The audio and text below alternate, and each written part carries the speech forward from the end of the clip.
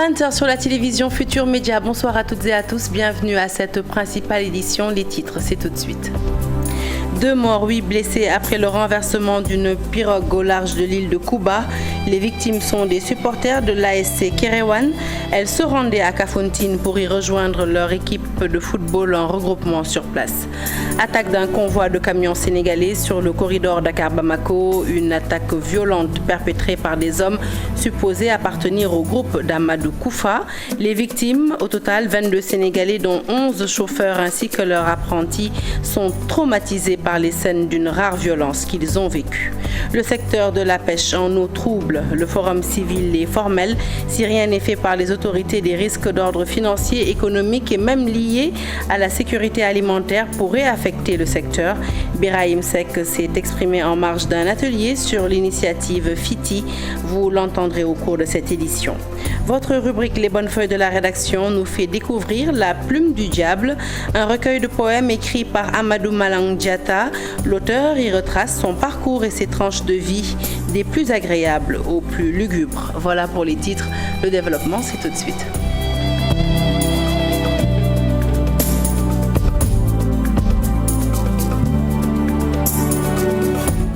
Bonsoir à toutes et à tous. Un journal que nous ouvrons tout de suite avec ce chavirement d'une pirogue ce jeudi matin. Une pirogue transportant des supporters de l'ASC Kerewan de Kafountine. Bilan, 2 morts, des jeunes filles et des blessés. 8 blessés. Ces blessés, des filles pour la plupart, ont été évacués au centre de santé de Djouloulou. Le drame s'est produit au large de l'île de Cuba. Retour sur cette attaque perpétrée sur le corridor Dakar-Bamako. 22 Sénégalais, dont 11 chauffeurs et leurs apprentis, ont subi la furie des djihadistes. Le convoi a été violemment attaqué par des hommes lourdement armés, supposés appartenir au groupe d'Amadou Koufa. Les faits se sont déroulés ce mardi 28 septembre. Les victimes qui se sont confiées à la RFM ont révélé que les armes ainsi que des cartouches de balles ont été laissées sur place par les assaillants après avoir criblé leur camion de balles. Pas de mort à déplorer, mais les victimes, encore sous le choc, sollicitent l'intervention des autorités. Elles se trouvent actuellement, ces victimes, à Kati, c'est à 15 km de Bamako, la capitale, où elles sont prises en charge psychologiquement. Dara, c'est dans le département de Linguère, parmi les localités les plus touchées par la délinquance. C'est le résultat de l'enquête menée par l'Agence de sécurité et de proximité. Les responsables en tournée à l'intérieur du pays procèdent à la signature de conventions avec les collectivités locales. Et c'est dans ce cadre, justement, qu'elles se sont engagées avec l'Union des commerçants et éleveurs de Dara. Un reportage signé Mamadou Moustapha Ndiaye. Suite à une enquête menée par l'Agence de sécurité de proximité sur la cartographie de la délinquance au Sénégal, la commune de Dara fait partie du trio des localités les plus touchées. Une déclaration confirmée par les commerçants et les éleveurs qui sont aussi victimes d'agressions. Xam nga dëkk bu am luuma bu ne rek mën naa la wax na la sécurité pour nga assurer ko day jafe. Pour une grande ville comme Dara qui abrite un grand luuma, pour assurer la sécurité des personnes et de leurs biens, c'est très difficile. Les malfaiteurs en profitent pour commettre leur forfait. En tout cas, on doit augmenter le dispositif sécuritaire à Dara. C'est très important. dafa jéggi dayo. Da ngay yor sa xaalis nga ñëw fii ci daral bi ñu daggoo sa poos. Nous sommes très exposés au forêt de Dara. Nous sommes à la merci des malfaiteurs. Ils volent nos bêtes. Barali, un éleveur, a été agressé récemment. Personne n'ose garder ici de l'argent dans sa maison. Renforcer la sécurité est une bonne chose. Les gens doivent travailler en toute sécurité. Selon cet ancien commandant de brigade de gendarmerie, le malfaiteur est toujours à la quête du gain. C'est la raison pour laquelle ils ont comme cible les lieux de rencontre.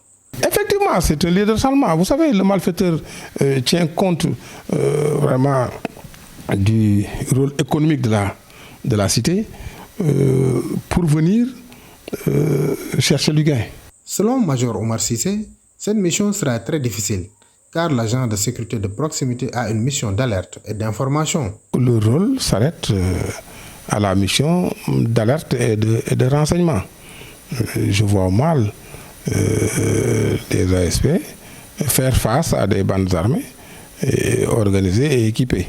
De l'avis de Major Omar Sissé, l'État gagnerait à renforcer les effectifs des éléments de sécurité et leur doter de moyens logistiques.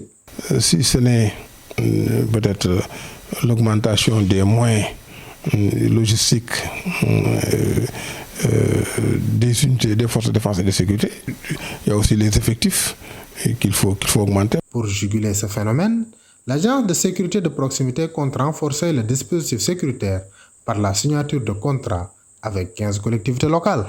Le secteur de la pêche en eau trouble, tout porte à le croire si l'on se fie aux déclarations du Forum civil. Le Forum civil qui interpelle le gouvernement du Sénégal. Selon son coordonnateur, ce secteur fait face à plusieurs crises qu'il urge de régler. Nous écoutons Birahim Seck. Il s'exprimait en marge d'un atelier sur l'initiative FITI, une initiative multipartite qui vise justement à rendre la pêche plus responsable par le biais de la transparence mais aussi de la participation. Birahim Seck est au micro de Marcel Farba Maroun. Ce que nous avons constaté aujourd'hui à travers les présentations des consultants, c'est qu'il y a aujourd'hui une crise des données dans le secteur des pêches, mais également une crise de la transparence dans le secteur des pêches. Et le gouvernement doit impérativement prendre les mesures pour rectifier le tir avant que des risques de malnutrition, des risques d'alimentation, des risques également des risques financiers et économiques ne soient connus par le secteur de la pêche. Déjà, le secteur est en lambeaux du fait de ces multiples difficultés. Et si on continue comme ça, en essayant de ne pas travailler sur les bonnes données dans le domaine du secteur de la pêche, on risque de sombrer également vers une crise sans précédent dans le secteur des pêches. Parlons à présent de cette marche de protestation de la Confédération des syndicats autonomes. Le coût de la vie, la précarité des conditions de travail au niveau de certaines entreprises, mais aussi les nombreux dysfonctionnements notés dans la mise en œuvre des réformes ont poussé des centaines de travailleurs à battre le pavé. C'était tout à l'heure en présence de nos reporters. Aminata Mbaresso, Modou Diop pour reportage. Une marche de contestation contre la vie chère. Cette fois-ci, c'est la Confédération des syndicats autonomes qui s'y met. Il ne sert à rien de protester, de demander la baisse des prix, que le président demande à ce que cela soit fait, et une fois que cela soit fait et que la tension baisse, que les prix remontent. Tout au long du trajet, des pancartes pour exprimer des préoccupations, des conditions de travail meilleures. La principale revendication des travailleurs, c'est le paiement immédiat et sans condition des indemnités des ex-travailleurs de la SIAS et de Ama Sénégal. Puisque cette question n'a que trop duré et tout le monde se rappelle lors des élections présidentielles passées, le président de la République Macky Sall avait dit solennellement que s'il sera réélu, il va régler définitivement la situation des ex-travailleurs de Ama Sénégal. Mais ça fait aujourd'hui plus de 3 ans que ces engagements n'ont pas été respectés. La restructuration était en cours. À un moment donné, il y a eu donc des blocages. Alors on ne sait pas donc réellement c'est à quel niveau. Tantôt on dit donc c'est au niveau donc du ministère de la Culture. Tantôt on dit donc c'est au niveau donc des nouvelles éditions africaines donc du Sénégal. Bon, nous appelons vivement le président de la République ainsi que donc le ministre donc, de la Culture qui nous aide à donc restructurer donc l'ENEA dans les plus brefs délais.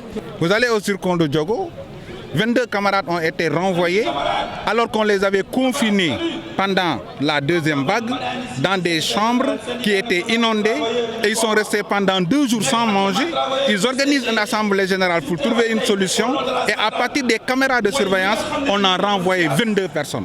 Comment cela s'appelle ? Travailleurs issus de différents corps de métiers ont participé à la marche. Je suis cordonnier à la Médina, mais notre activité tourne au ralenti à cause de la Covid-19. À cela s'ajoute également le coût de la vie.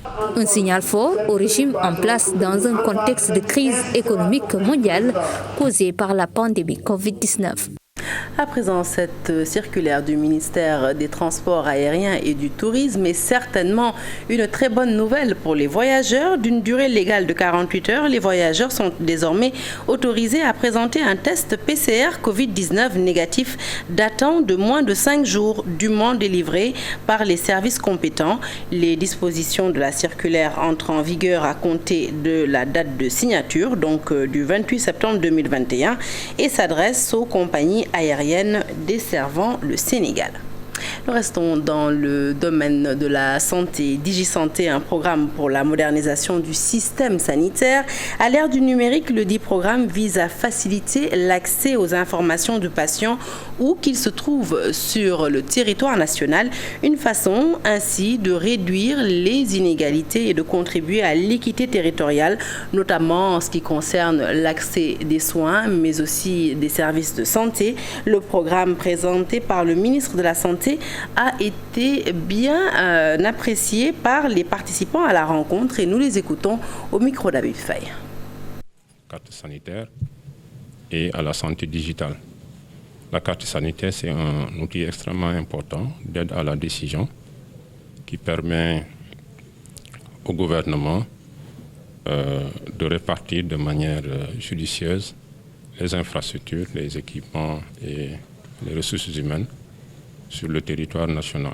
C'est une plateforme qui a été confectionnée par nos services avec l'appui bien sûr d'autres partenaires, les partenaires techniques et financiers, le ministère chargé de l'économie numérique, notamment à travers l'ADIE. Avant cette pandémie, mais surtout aussi au cours de cette pandémie. Cette carte sanitaire, elle est extrêmement importante. Elle a été adoptée depuis, je pense, en 2018, le décret. Maintenant, ce qui reste, c'est la publication de ce décret pour permettre vraiment à tous les acteurs, les élus, le ministère de la Santé, les partenaires, l'État, l'Assemblée nationale, ensemble que nous puissions vraiment travailler à l'application de cette carte sanitaire qui est extrêmement importante pour les pays. Inouï que nous enregistrons aujourd'hui et personne ne doit être laissé en rade, quelle que soit la place où il se situe. La question donc de la numérisation, le gouvernement a mis en place un ministère chargé des questions numériques et de la digitalisation. Si vous êtes une femme en âge de procréer et que vous ne vous êtes jamais faite dépister, eh bien sachez que c'est le moment où jamais la mammographie sera subventionnée par le gouvernement tout au long du mois d'octobre. Le mois d'octobre qui est le mois dédié à la lutte contre le cancer du col de l'utérus, mais aussi le cancer du sein, deux cancers qui font des ravages. De 40 à 50 000, eh bien la mammo passe à 15 000 francs CFA. Les détails, c'est avec Dr Babacar Gueye. Il était l'invité de la matinale aujourd'hui et il est interrogé par Chérif Dia. En 2020, selon les estimations de Globocan, 11 317 cas de cancer ont été diagnostiqués au Sénégal et parmi cela, les 6% sont des cancers du sein. C'est dire l'importance de ce type de cancer-là au niveau du Sénégal. Et qui aujourd'hui, pendant ce mois d'octobre rose, sera subventionné à 15 000 francs sur l'ensemble du territoire au niveau des structures publiques qui en disposent. Je rappelle aussi, aujourd'hui, dans toutes les régions du Sénégal, nous avons cet appareil de mammographie.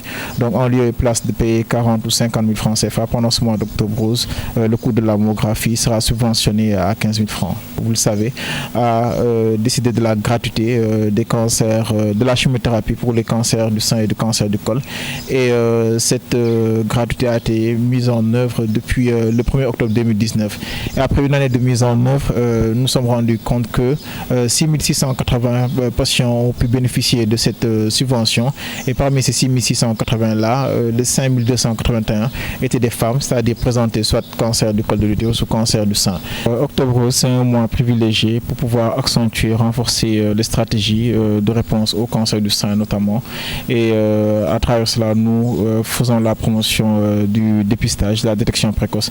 Et naturellement, nous recommandons à toutes les femmes qui nous regardent ce soir de se faire dépister. Nous quittons le monde de la santé pour celui des transports avec la recrudescence des accidents de la circulation, un constat qui inquiète le Fonds de développement des transports terrestres. Ses responsables sont conscients qu'un renouvellement du parc automobile s'impose pour y remédier. C'est justement l'objectif de ce fonds lancé ce matin pour instaurer un espace de concertation et de dialogue entre acteurs du transport à Buffet. La question de la mobilité urbaine est au centre des débats lors du lancement du Fonds de développement des transports terrestres. Le gouvernement du Sénégal, après la construction de 2525 km de routes, se penche désormais sur la modernisation du parc automobile. Naturellement, une plus grande sécurité routière, une meilleure rentabilité des activités des professionnels et une amélioration notoire de la compétitivité des entreprises du secteur seront les résultantes du renouvellement du parc de véhicules de transport au Sénégal. Le ministre des Infrastructures et du Désenclavement invite les principaux acteurs à considérer le FDTT pour le développement du secteur. Au bénéfice des transporteurs, des travailleurs du sous-secteur des transports terrestres, des usagers et, en définitive, de l'économie nationale. Le FDTT participe à améliorer le cadre professionnel. Sa dimension écologique, selon le Conseil d'orientation, va minimiser les accidents de la route. Le Fonds de développement des transports terrestres participera à établir un cadre performant de mobilité, de sécurité et de confort des usagers, car ils vont permettre de réduire considérablement les pertes de temps générées par les embouteillages et par là diminuer les effets néfastes sur notre économie. Le Fonds de développement des transports terrestres marque un tournant décisif dans la recherche continue de professionnalisation des entreprises de transport et du bien-être des usagers. Pour la sécurité routière, un cadre de concertation et de dialogue sera mis en place par le FDTT. L'objectif est de corriger le décalage noté entre les gros porteurs et les autres véhicules. Notre économie nationale se porte bien en dépit de nombreuses crises qui ont affecté plusieurs de ces secteurs. C'est la conclusion faite par Bloomfield Investment à travers la présentation de son rapport de notation. Le Sénégal a obtenu les notes A- et A2. Dans le jargon monétaire, eh bien, cela signifie que nous parvenons à bien gérer notre monnaie dans l'espace UEMOA. Et la cérémonie de présentation de ce rapport a été abritée par le ministère des Finances. Les détails, c'est avec Marcel Farba-Maroun et Alioune Diagne. L'économie sénégalaise, toujours résiliente. C'est ce qui ressort du rapport de la première notation en monnaie locale de l'État du Sénégal par le cabinet Bloomfield Investment est rendu public ce jeudi. Une notation qui établit la vraie qualité de crédit intrinsèque du Sénégal liée à sa performance économique, malgré notamment la crise sanitaire due au Covid-19. À long terme, le Sénégal a eu la note de A-, ce qui correspond à un risque faible. Ce que ça veut dire concrètement, c'est que l'économie du Sénégal est une économie résiliente qui a les fondamentaux assez solides pour absorber non seulement les chocs extérieurs, mais la capacité et la volonté de faire face à ses obligations financières à court, moyen et long terme.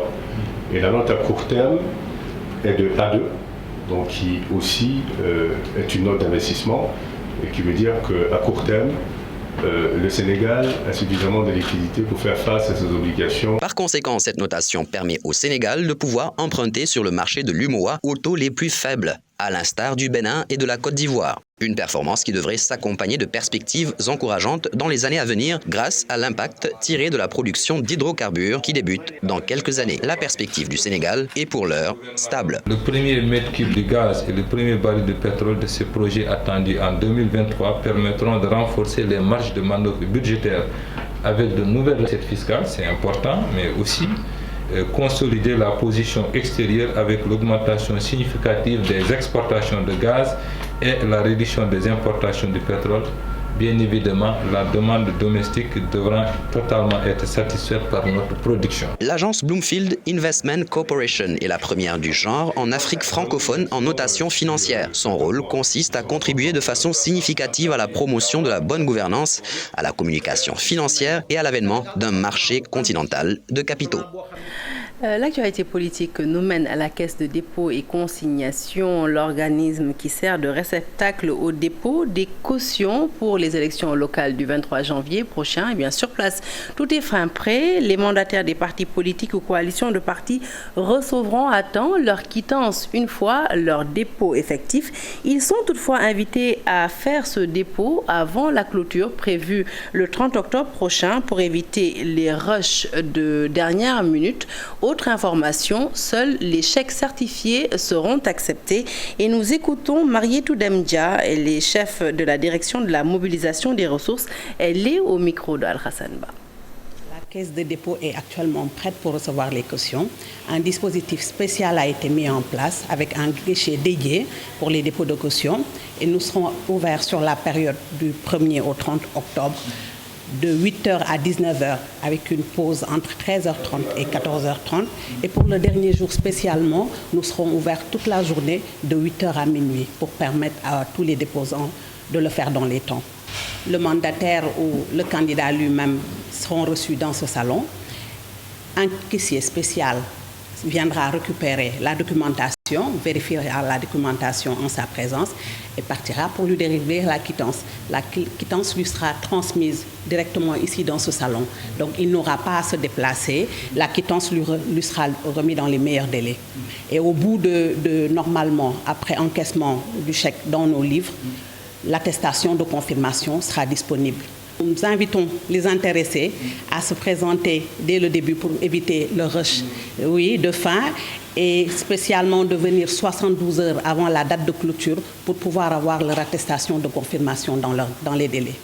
Taxawu Thème se lance pour les élections locales du 23 janvier prochain. Elle vient de soumettre une liste de 27 candidats à la grande coalition de l'opposition. Face à la presse ce matin, le professeur Bouba Diop, à la tête de la formation, invite les Sénégalais à ne pas sous-estimer l'enjeu de cette élection locale et de prendre le temps de faire le choix du bon candidat. Compte rendu de sa conférence de presse signée toujours Al-Hassan Ba et Pape Sangone Mbaye.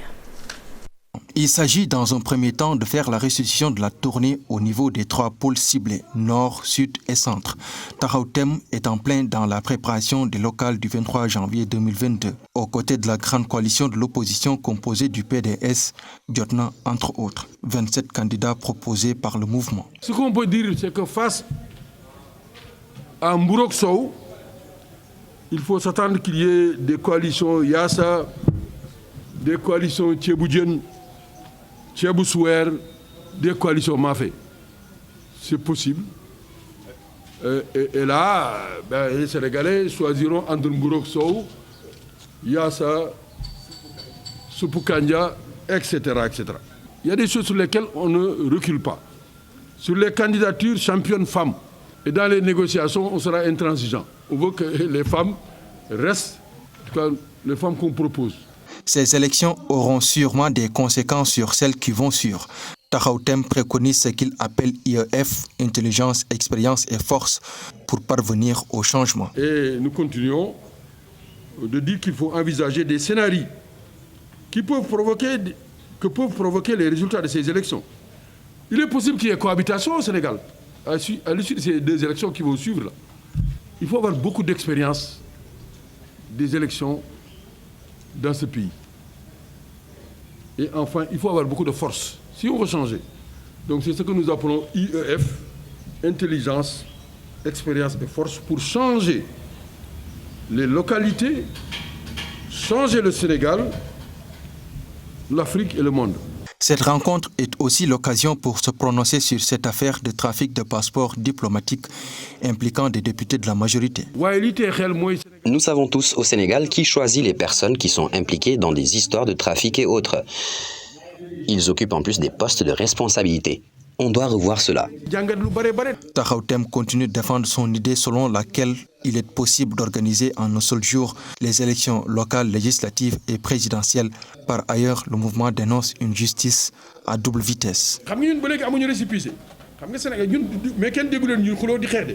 Célébration de la journée internationale de la mer ce jeudi 30 septembre. Occasion saisie par la rédaction pour faire un zoom sur les gens de mer. Ils ne sont pas très connus du grand public et pourtant leur contribution est exceptionnelle lorsqu'il s'agit de rendre des services vitaux, non seulement en temps de crise, mais aussi en temps normal. Les gens de mer, ce sont les marins qui souvent sauvent des vies au péril de la leur. Ousseynou Diop, Habib Seck. Ces gens de mer ont un rythme de vie un peu particulier. Ils interviennent tous les jours dans l'eau pour sauver des vies ou pour assurer une mission. Mais avant d'intervenir, tout le matériel doit être disponible. C'est l'avis du marin Mamadou Lamine Samba. Avant d'entrer dans l'eau, on prend toutes les précautions. On amène des chaussures de protection, le couteau pour se débarrasser des filets. Il y a aussi le détenteur pour les bouteilles d'oxygène qui nous permettent de bien respirer. On ne peut pas aussi oublier le stabilisateur.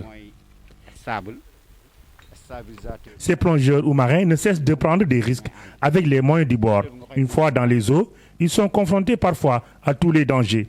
Papa Magadiagne est plongeur. Oui, il y a beaucoup de risques une fois dans l'eau. Vous voyez la couleur de l'eau présentement.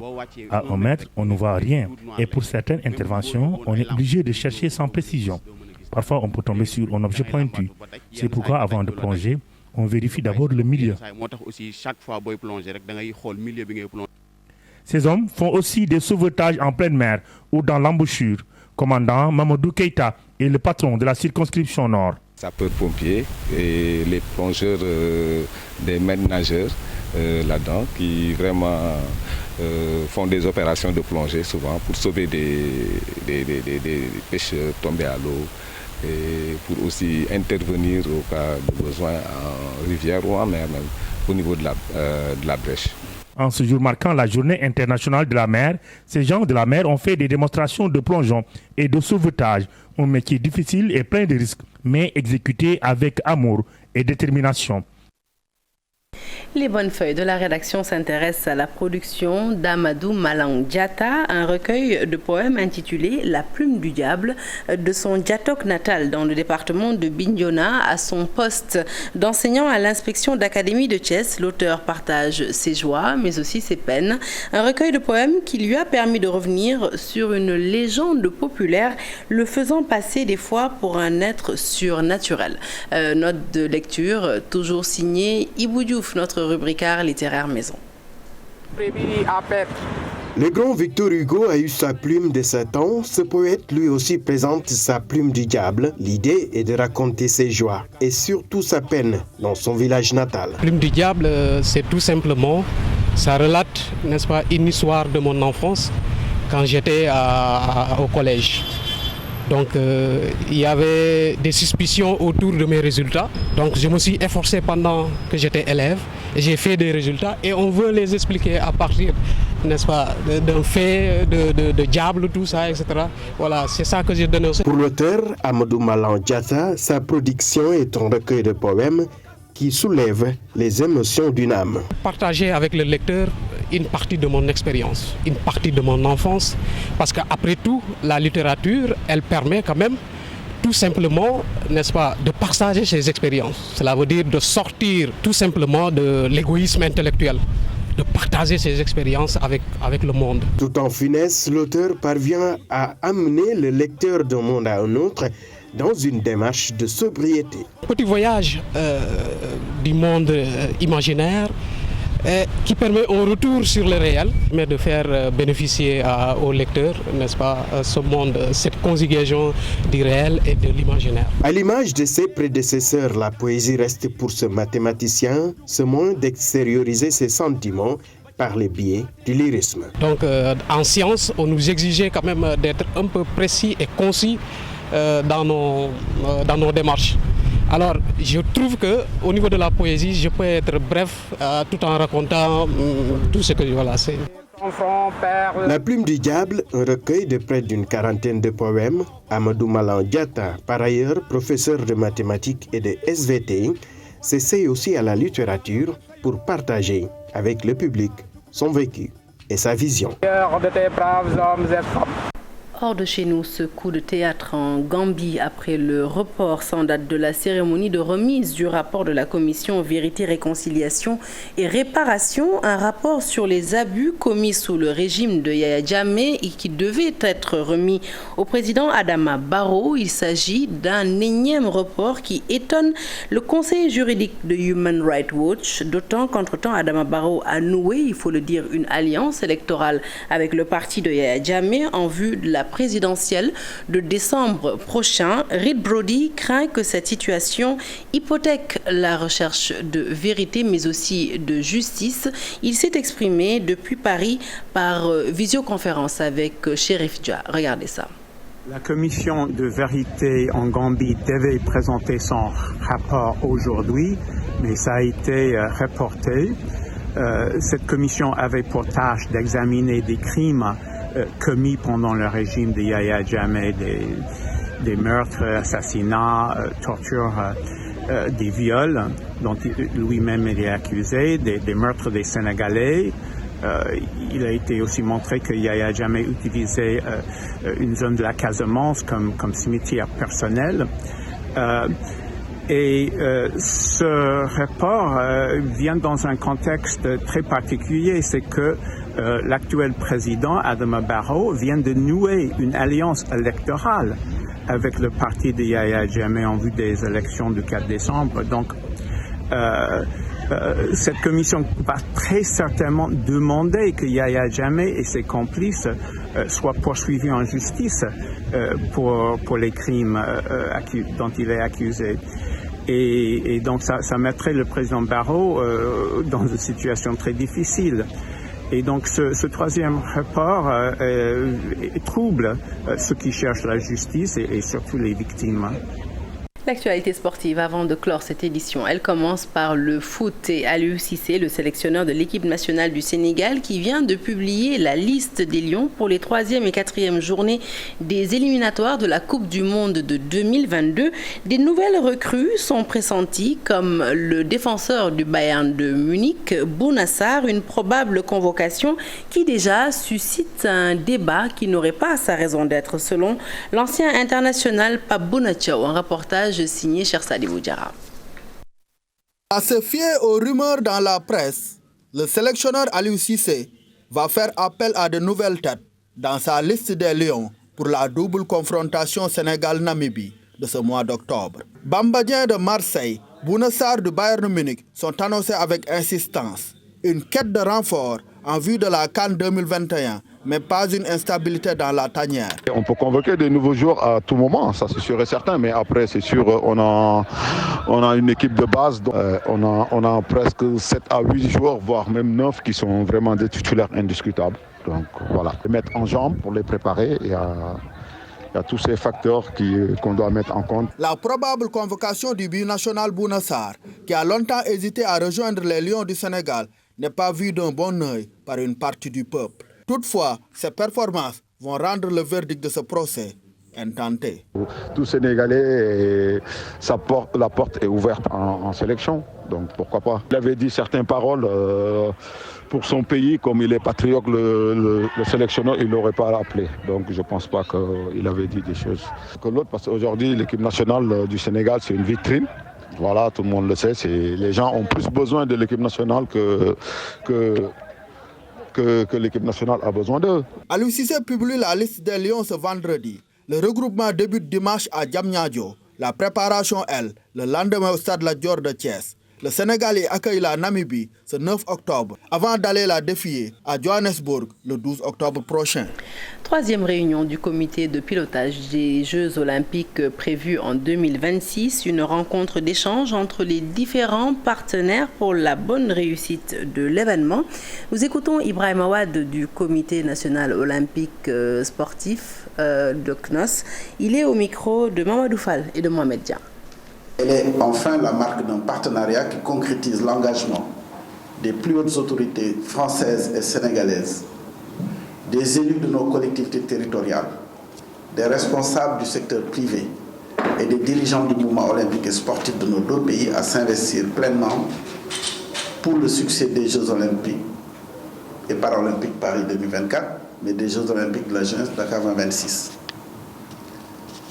Très tôt, aux premières heures de la désignation du Sénégal par le Comité international olympique comme pays hôte des 4e JOJ, la mécanique a été mise en branle pour construire une dynamique gagnante de partage d'expériences et d'échanges de bonnes pratiques afin de faire des JOJ de Dakar un succès qui marque à jamais l'histoire du mouvement olympique. Parlons à présent de la conférence des ministres de la jeunesse et des sports de la francophonie, la CONFEJES, qui s'emploie pour une bonne disponibilité des jeunes africains aux activités numériques. Durant 4 jours, elle a organisé à Dakar un atelier sur l'économie numérique. L'objectif, perfectionner les jeunes entrepreneurs et lutter contre le chômage. Cher Fadi Boudiara. Une session de formation de 48 jours en économie numérique, c'est l'atelier organisé à Dakar par la CONFEJES pour 18 pays d'Afrique. Une opportunité offerte aux bénéficiaires pour faire face aux défis de l'employabilité des jeunes en Afrique. La thématique de l'entrepreneuriat des jeunes interpelle tous les acteurs des politiques et programmes de la francophonie qui veulent contribuer à l'insertion sociale et économique des jeunes. Depuis 1989, notre institution commune soutient les États et gouvernements membres. Ce souci d'amélioration a conduit la CONFEJES ce jour à s'arrimer aux mutations actuelles et met un point d'honneur au développement de l'économie numérique dans l'espace francophone. Le Sénégal, au cœur de cet atelier de recyclage, y voit un moyen de lutter contre le chômage. C'est un programme extrêmement important pour nous parce que ça permet de développer l'entrepreneuriat des jeunes. Ça permet aux jeunes de créer des emplois pour eux-mêmes et pour les jeunes à travers l'auto-emploi. Une dizaine de jeunes entrepreneurs sénégalais y ont pour leur part reçu individuellement leur financement à hauteur de 2 millions de francs CFA environ, ce pour booster leur développement. Bien d'accompagner les jeunes pour qu'ils puissent au moins trouver du travail. Voilà. Et en les finançant, je pense que c'est un bon choix, c'est un bon début. Oui. En tant qu'entrepreneur, je pense que le message que je voudrais donner aux jeunes, c'est de ne pas attendre, en fait, de s'y mettre. Et voilà, après, maintenant, si Dieu fait que on vous finance par rapport à ça, c'est tant mieux. L'entrepreneuriat des jeunes, un sacerdoce pour la CONFEJES, le renforcement des capacités sur tous les domaines, entre autres l'économie numérique, participe à leur ouvrir les portes de l'emploi. Fin de ce journal, merci de l'avoir suivi. L'actualité se poursuit sur toutes nos plateformes digitales. Restez connectés tout de suite après moi. Binta Diallo et Barthélémy Ngom dans Soir d'Info. Ils reçoivent ce soir Cheikh Omar Sy, ancien parlementaire, président de l'OSI Dzewa. Restez connectés et en compagnie des programmes de la télévision Futur Média. Excellent week-end. Merci.